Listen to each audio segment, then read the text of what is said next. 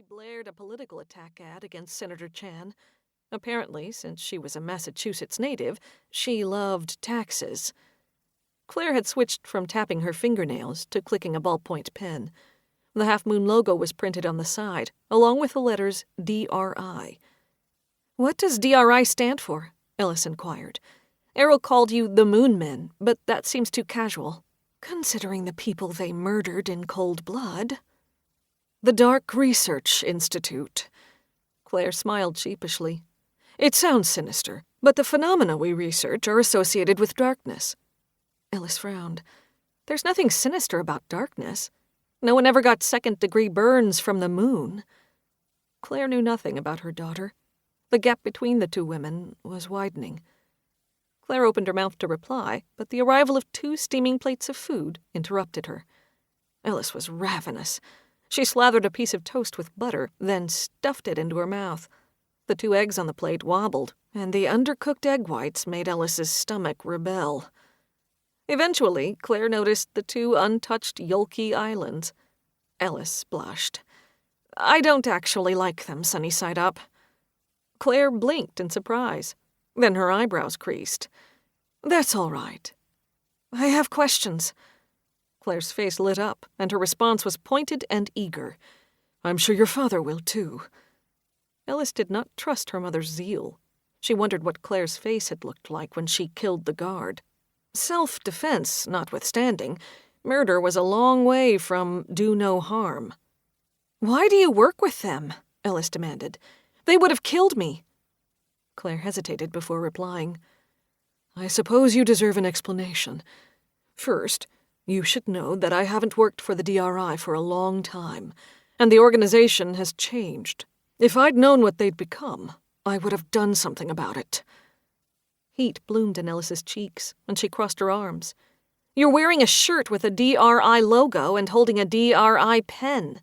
You said, 'when we found your blood.' What did that mean if you don't work with them now?" The pen clattered onto the laminate. "I can explain. I left the DRI before you were born, but my DNA was still in their system." Ellis narrowed her eyes. "Why did they have your DNA?" "To check samples for cross-contamination in forensics work," Claire explained. "An old friend called me when your blood showed up on the wall in the police station." "Which old friend?" Ellis challenged her. "The one who shot Charlie's boss? The one who killed the people at the commune in Topanga? The one who burned me with light silk?" A man at the table beside them glanced over. His gaze caught on her bare feet, and he looked away. Hopefully, he would think Ellis was crazy and pay them no mind. "You call it light silk? Not safe silk?" "Nothing about that stuff is safe," Ellis retorted, although she knew that was not true. If her shadow magic powers had emerged as early as Rose and her friends had claimed, Ellis had probably spent a lot of her infancy wrapped in the fabric. "We use cave spider silk for different things. How do you make the safe silk?" Claire's gaze showed her interest. She opened her mouth, then paused and reconsidered what she would say. "I haven't been around in a long time, so I'm not sure. Let's stay on track. Why was your blood on that police station's wall?" Ellis swallowed.